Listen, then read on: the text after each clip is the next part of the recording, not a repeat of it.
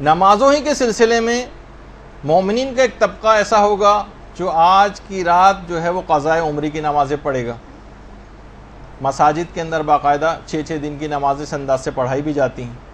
تو اس کا بھی ایک پیغام ہے, وہ یہ ہے کہ یہ رات واجبات اتارنے کی رات بھی, اور اس کا پیغام یہ کہ سارا سال بھی اب واجبات اتارنے کی فکر آپ کو کرنی, اس کو پورے سال کے اوپر جاری کرنا. جبھی شب قدر کے وہ تمام فوائد اور جو اثرات ہیں وہ پورے سال آپ حاصل کریں گے. اپنے واجبات اتاریے, نہ صرف نمازیں اتارنے کی فکر کریں بلکہ روزے اتارنے کی فکر کریں, اپنے کفارے اتارنے کی فکر کریں, اپنے فدیے اتارنے کی فکر کریں. خواتین ہیں روزوں کے سلسلے میں جو نہیں رکھے, کفارے تاخیر واجب ہوتے ہیں. پچھلی زندگی میں جو اگلے سال تک روزے نہیں رکھے ان کا کفارے تاخیر دینا ہوتا ہے. بہت سے لوگوں کے اوپر حج واجب ہے, حج کے لیے نہیں جاتے, بہت سی خود ساختہ مجبوریوں کی وجہ سے. شرعی مجبوری ہوتے ایک الگ بات ہے. بہت سے لوگوں کے عمرے غلط ہوئے ہیں, جب تک عمرہ ادا نہیں صحیح طور پر ادا کر لیتے, حج عمرہ جو ہے وہ اس کا احرام باقی رہتا ہے, اس کو اتروانے کی فکر ہونی چاہیے. لوگوں کی امانتیں واپس کرنے کی فکر ہونی چاہیے. رد مظالم ادا کریں, لوگوں کے حقوق ادا کریں, کسی سے قرضہ لیا ہوا تو وہ ادا کریں. یہ حقوق کے ادا کرنے کی رات ہے. یعنی اس رات قضا واجب نمازیں جو پڑھی جاتی ہیں, اس کا پیغام ہے کہ سارا سال بھی آپ کوشش کریں کہ آپ اتاریں اپنے ذمے سے یہ سب چیزیں. اور کتنے ایسی چیزیں ہیں دیکھیے کہ حتیٰ کہ فطرے لوگ سوچتے ہیں فطرہ تو ہم ہر سال دیتے ہی. خود ہمارے استاد محترم بیان فرماتے تھے کہ ایک بہت بڑی غلطی ہمارے ہاں ایک یہ بھی ہونے لگی ہے کہ گھروں کا نا کوئی سسٹم صحیح طور پر بن نہیں پاتا ہے. پتہ ہی نہیں چلتا کہ گھر میں سربراہ گھر کون ہے. باپ اس طرح سے کاروبار میں اپنے ساتھ اپنے بچوں کو شامل کر لیتا ہے کہ بچوں کا پتہ نہیں چلتا کہ یہ اس کاروبار کے مالک ہیں یا باپ مالک ہے. تو بہت سی چیزیں طے نہیں کی ہوئی ہیں ہم لوگوں نے, تو اس کی وجہ سے بہت سے پرابلمس ہوتے ہیں. اب جس کے ڈیپینڈنٹس میں سے شمار ہوتے ہیں اس کے اوپر فطرہ واجب ہوتا ہے. اب اگر اولاد نے نکال بھی دیا اور باپ جو ہے سربراہ فیملی تھا, چاہیے کمائی باپ کے ہاتھ میں کیوں نہ لا کے دیتے ہوں, باپ ریٹائرڈ ہے گھر پہ بیٹھے ہوئے, لیکن سربراہ گھر وہ ہے, تو اس کو ان کا فطرہ بہت سارے فطرے کے مسئلے. تو اب اگر ان بچوں نے فطرہ نکال بھی دیا اور باپ نے نہیں نکالا, تو جب تک جائیداد تقسیم نہیں ہو سکتی باپ کے مرنے کے بعد, جب تک وہ سارے فطرے بھی نہ نکال دیے جائیں جو اولاد نے خود نکال دیے تھے اور باپ کے اوپر واجب تھے اور اس نے نہیں نکالے تھے. تو بہت سے اس کے اندر مسئلے ایسے ہو جاتے ہیں. فطروں کے مسئلے, کیونکہ اگلی جو کلاس ہوگی وہ چاند اور فطرے کے مسائل سے ریلیٹڈ آپ لوگوں کی ہوگی, تو اس کے اندر اس کی جو ہے تفصیل سن لیجئے گا.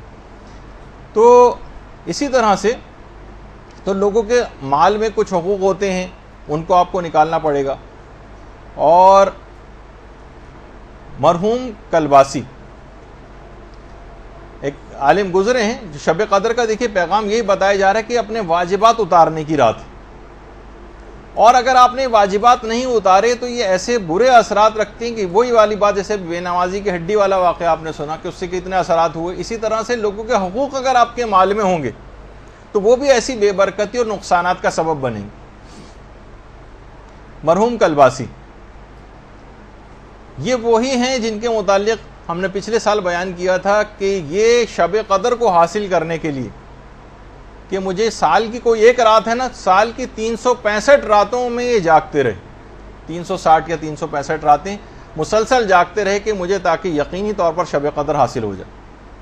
اچھا, یہ تاجر بھی تھے, بزنس مین تھے. ایک دفعہ مال تجارت کے لیے ان کی کشتی اور کشتیوں کے ساتھ ان کی کشتی بھی گئی ہوئی تھی. تو اطلاع آئی کہ ایک طوفان آیا ہے اور ساری جو مال تجارت کی جو کشتیاں ہیں وہ سب کی سب ڈوب گئیں, سب کی سب ڈوب گئیں. انہوں نے کہا کہ مجھے یقین نہیں ہے, میرا مال مخمس تھا, سارے میں نے حقوق ادا کیے ہوئے تھے, ممکن ہی نہیں ہے کہ مجھے اس بات پہ یقین نہیں آتا کہ میری کشتی ڈوب گئی ہوگی. اور کچھ دن بعد ہی اطلاع آئی کہ ساری کشتیاں ڈوب گئیں, ایک کشتی نہیں ڈوبی, وہ وہی تھی جو مرحوم آیت اللہ کلباسی کی کشتی تھی.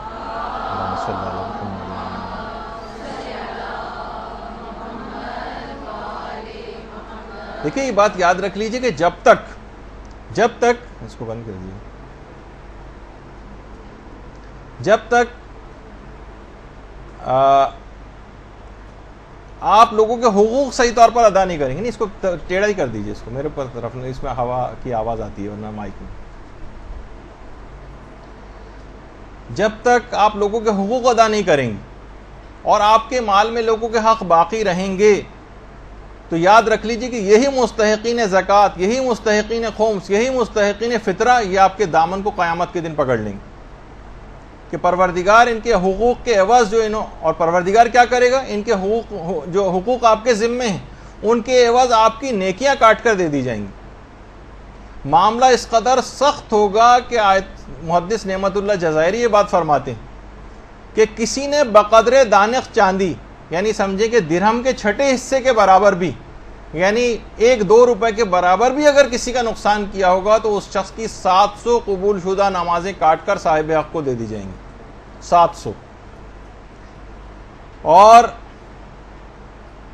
دیکھیے یہ بھی روایات کے اندر یہ بات آئی ہے کہ اتنی شدت ہوگی کہ انوار نعمانیہ میں محدث نعمت اللہ جزائری نے اس بات کو لکھا ہے. محدث نعمت اللہ جزائری کا یہ مقبرہ ہے خوزستان میں، کہ محشر میں کھڑا کر دیا جائے گا ایسے شخص کو اور کہا جائے کہ منادی ندا کرے گا جس کا جو حق ہے اس سے آ کر لے لے.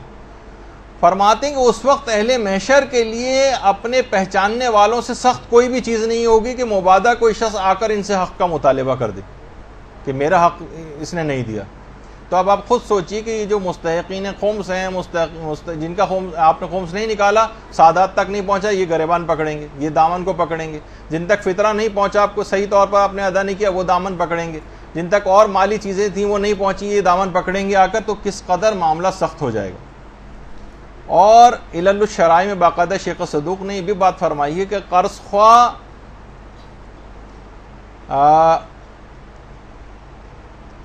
یہ جو ہیں یہ آ کر مقروض کا دامن پکڑیں گے، یہ ہمیں واپس کر سکتا تھا قرضہ لیکن اس نے اس کے باوجود بھی واپس نہیں کیا. تو پھر قرض خواہ کو اس کی نیکیاں کاٹ کر دی جائیں گی، اور اگر وہ نیکیاں بھی ختم ہو جائیں اس کے پاس تو پھر جو قرض خواہ ہے اس کے گناہ کاٹ کر مقروض کے نامہ اعمال میں لکھے جائیں گے. اور باقاعدہ حق الیقین میں علامہ مجلسی نے ایک چوتھے امام زین العابدین علیہ الصلوۃ والسلام کی روایت بھی لکھی ہے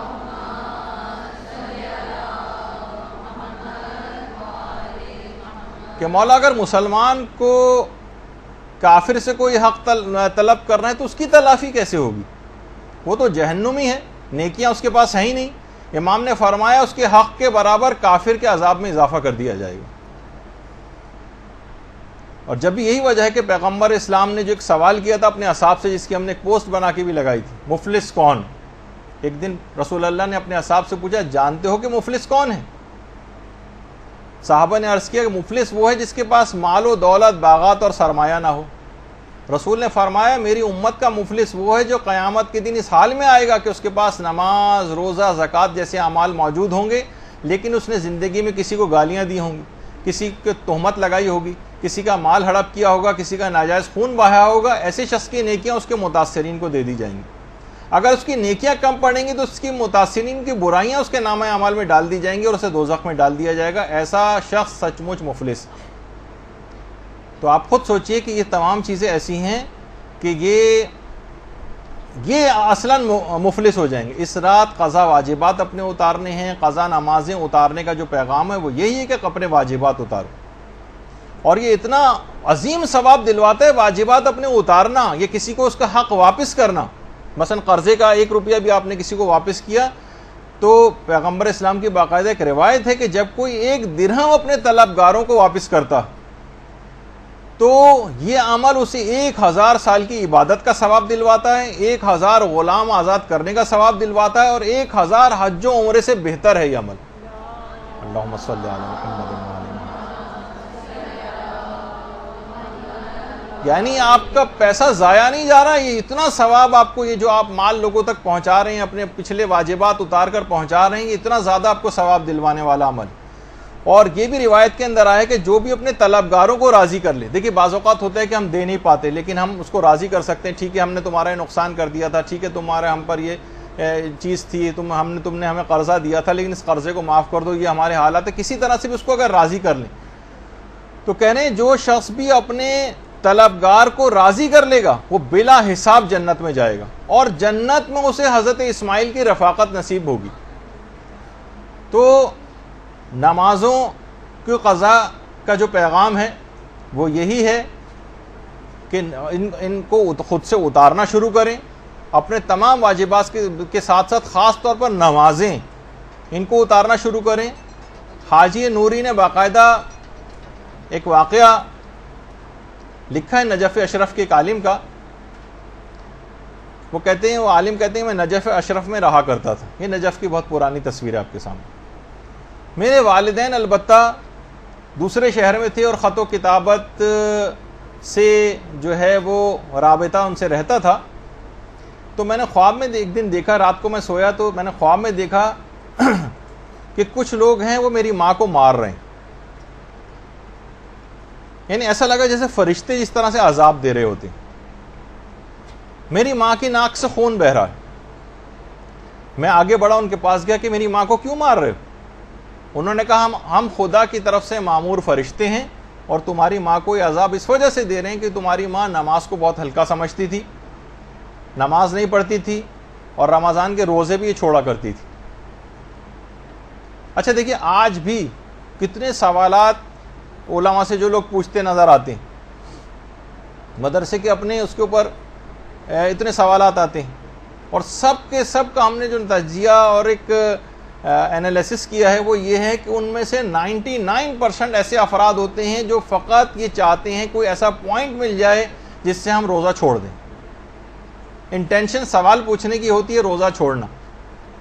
مثلا کتنی خواتین ہیں بچے کو دودھ پلا رہی ہیں، وہ سوال بس ہر وقت ان کا یہ والا سوال جو ہے وہ ہوتا ہے کہ کہیں بچے کو فیڈ میں کوئی کمی نہ ہو جائے، جبکہ آقا سستانی وغیرہ کا نظریہ ہے، وہ کہتے ہیں کہ اگر اوپر سے کوئی دودھ بچے کو پلایا جا سکتا ہے، مثلا جانور کا دودھ یا کچھ عورتیں مل کر بھی اگر پلا دیں اور اس سے بچے کا گزارا ہو جائے گا تو پھر اس کے لیے روزہ چھوڑنے میں اشکال ہے، یعنی اس کو روزہ رکھنا ہی پڑے گا اور باہر سے اس چیز کو پورا کرے۔ لیکن کیا ہے، عورتیں چاہتی ہیں چھوڑ دیں۔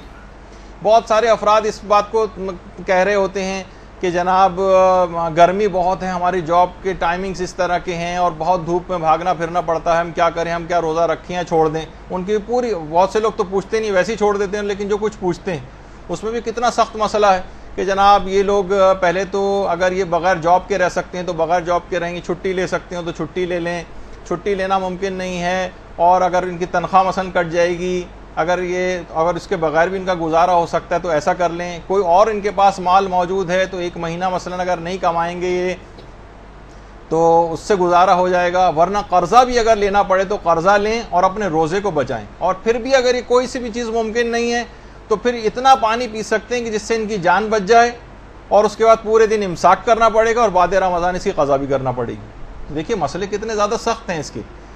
تو بہرحال لوگ اس انداز سے نماز و روزہ چھوڑتے ہیں۔ تو وہ عالم کہنے لگے فرشتے میری ماں کو مار رہے تھے، اور کہا کہ یہ نمازیں نہیں پڑھتی تھی اور رمضان کے روزے بھی قضا کرتی تھی۔ اچھا اب اور میری ماں کو یہ عذاب ہو رہا تھا کہ ناک سے خون بھی اس کے جاری تھا۔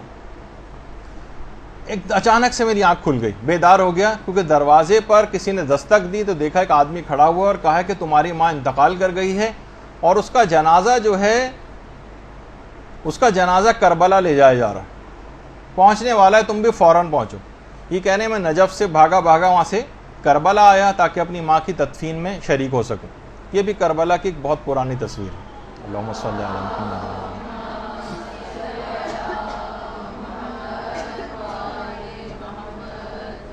میں تیزی سے بھاگتا ہوا اپنے ماں کے جسم کے پاس گیا جو تابوت کے اندر رکھا ہوا تھا، تو میں نے دیکھا کہ میری ماں کے کفن کے اوپر خون لگا ہوا ہے۔ تو لوگوں نے کہا دیکھو ہمارا اس میں کوئی قصور نہیں ہے، سواری کی جس میں سواری میں جنازہ آ رہا تھا اس کی ٹکر ایک جگہ ہو گئی، تصادم ہو گیا، اور جو جنازہ تھا یہ باہر جا کر گرا، اور یہ جو خون تمہیں نظر آ رہا ہے یہ جو کفن پہ لگا ہوا ہے، میں نے فوراً کفن کو ہٹایا تو دیکھا کہ میری ماں کی ناک سے خون جاری تھا۔ اچھا عالم سمجھ گئے کہ یہ خواب سچا ہے اور میری ماں کو عذاب مل رہا ہے۔ یہ وہاں سے سیدھے ذریعے حضرت ابو الفضل العباس علمدار علیہ الصلوۃ والسلام پہ گئے۔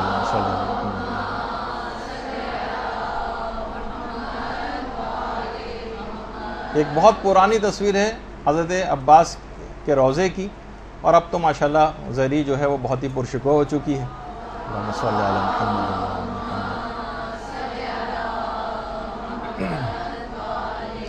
کہنے لگے میں زری پر گیا اور حضرت عباس علمدار سے متوسل ہوں اور میں نے التجا کی اور وعدہ کیا حضرت عباس سے کہ میں اپنی ماں کی ساری قضا نمازیں اترواؤں گا, سارے روزے بھی جو ہے وہ رکھوا دوں گا.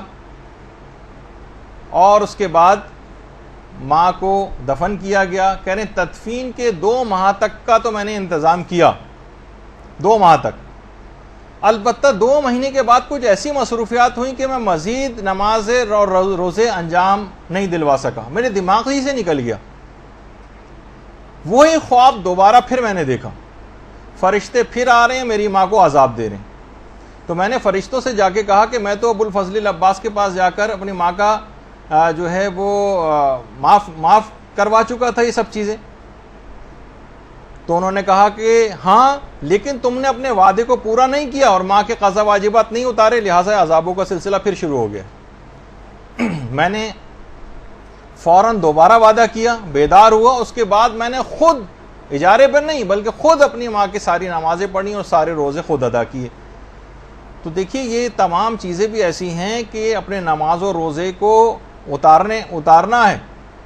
آپ نے دیکھا کہ کربلا تک میں لا کر دفن کیا گیا, لیکن قضا واجبات ایسے تھے کہ اس کے باوجود بھی عذاب ہوا. البتہ یہ ضرور ہے کہ ظاہر ماں ایسی سرکش ہوگی, ورنہ اگر کوئی عام گناہ گار ہے, چند نمازیں قضا ہیں, کچھ ہیں, تو انشاءاللہ امام کے جوار میں, کیونکہ وہ تو جگہ ایسی ہیں کہ بہرحال وہاں عذاب قبر جو ہے وہ ختم ہو جاتا ہے. لیکن کچھ اہمیت بتانے کے لیے کہ نمازیں اور روزے قضا کرنا اتنا عظیم گناہ ہے کہ بعض اوقات ان مشاہد مشرفہ میں دفن ہونا بھی عذاب کو ختم نہیں کروا سکتا, تاکہ لوگوں کو ایک جرت پیدا نہ ہو اور ان کی واجبات کی اہمیت کو سمجھیں. تو پیغام شب قدر یہ بنا کہ دیکھیے نئی زندگی اور نئے سال کی ابتدا ایک لحاظ سے ہو رہی, کیونکہ نئے سرے سے آپ کی تقدیر لکھی جا رہی ہے اگلے سال کی. آپ پورا سال اپنے قضا واجبات کو اتارنے کی فکر کیجیے اور ایک باقاعدہ ایک ڈائری بنائیے جس کا نام آپ اپنے طور پر واجبات ڈائری رکھ لیں. اس میں نوٹ کریں ساری چیزیں, اپنی وصیتیں, اپنی زبانی طور پر بھی اپنے لواحقین کو اپنے واجبات بتائیں تاکہ ان کو کچھ پتہ چلے. اکثر یہ ہوتا ہے کہتے ہیں والد انتقال کر گئے, والدہ انتقال کر گئیں, جو ساتھ رہتے تھے کچھ تھوڑا بہت ان کو پتہ ہوتا ہے, لیکن لوگوں کو زیادہ تر پتہ نہیں ہوتا کہ وہ اتارنے کی طرف مائل بھی ہوتے ہیں تو ان کو صحیح عدد پتہ نہیں ہوتا, یہ معلوم نہیں ہوتا کہ ان پر کتنا خمس تھا کتنا نہیں تھا. تو اپنے واجبات زبانی طور پر بھی بتائیں اور ایک ڈائری بھی مرتب کریں. برحمتك يا أرحم الراحمين وصلى الله على محمد وآله